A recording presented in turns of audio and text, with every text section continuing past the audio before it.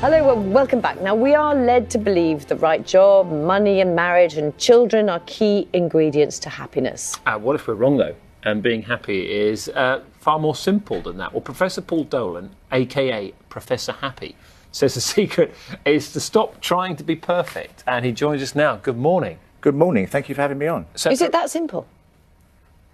No. Yeah, I think we can we can make things quite complicated, can't we? Yeah. And we're often chasing things that we think will make us happy when we get there. Either we achieve those things and we realise that they don't actually make us feel good, or we're made sad by not having achieved them. So it's a kind of lose-lose almost, chasing the money, chasing the job, chasing the things that we're expected to chase. Is that why the subtitle of the book is Escaping the Myth of the Perfect Life? Do you think it's a good subtitle, isn't it? I think many people do. I think we're told from a very early age about what's expected of us. And we have these kinds of stories that we are led to believe will make us happy. And sometimes they will make some of us happy. Look, I mean, it's my main point really is that we should just let people get on and do what they like and live lives that are fit for them. Because we're very quick to judge people that don't live the lives that we think they ought to. They ought to get rich, they ought to get married, they ought to have children. And the evidence suggests that these are weakly associated with how we feel. In fact, some of the most happy and healthiest people are women that have never married and never had kids. Talk to me, there's so much in the book that, talk to us about money, because you do a sort of big look into, and there is research which you refer to it anyway, about whether money makes you happy. Yeah. And pretty much not necessarily. Well, poverty makes you miserable. So poverty makes you miserable, and it's really important that that's made clear, right? So if you're paying attention, this is really what really counts. If you're paying attention to money in a bad way, paying the bills, trying to feed your kids, that's going to make you miserable. So we should alleviate people being poor. But once you get to average levels of income, more money doesn't make you happier. Because actually you probably start paying attention to money in a different way. Have I got the right stocks and shares? Should I buy a new house? All these things that actually draw attention to themselves in ways that might not make you happy either. So there's a kind of sweet spot.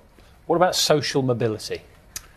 What about it? How important is it? Well, is that sort of crucially underlying things, or I get the feeling you're going to take us away from that? Well, so, yeah, it's a bit of a myth in the sense that we think it's good to get people out of bad circumstances, and oftentimes it is, but the aspiration of success and status leads people into jobs that often don't make them feel happy anyway, leads us to judge people that don't get out of those occupations, right? Because if I can do it, then everybody else can.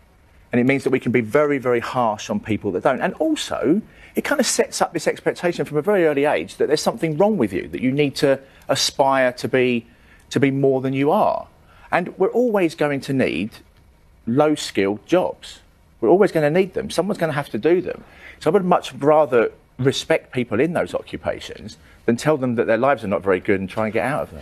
You talk a lot about it in Envy, also, and how that can make you feel, but also about what you call a class ceiling, which you're quite concerned about, aren't you? So if you look, and this is actually not my term, that comes from other academics at the LSE.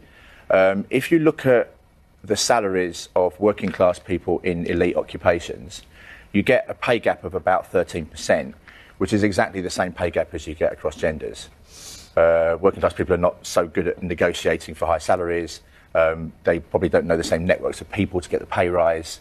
I'm just very interested in the fact that we've paid a lot of attention, quite rightly so, to gender and race, and largely ignored class.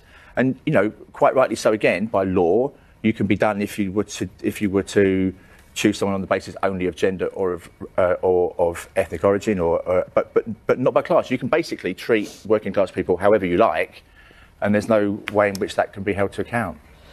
It's Blue Monday today, isn't it? So is there is it?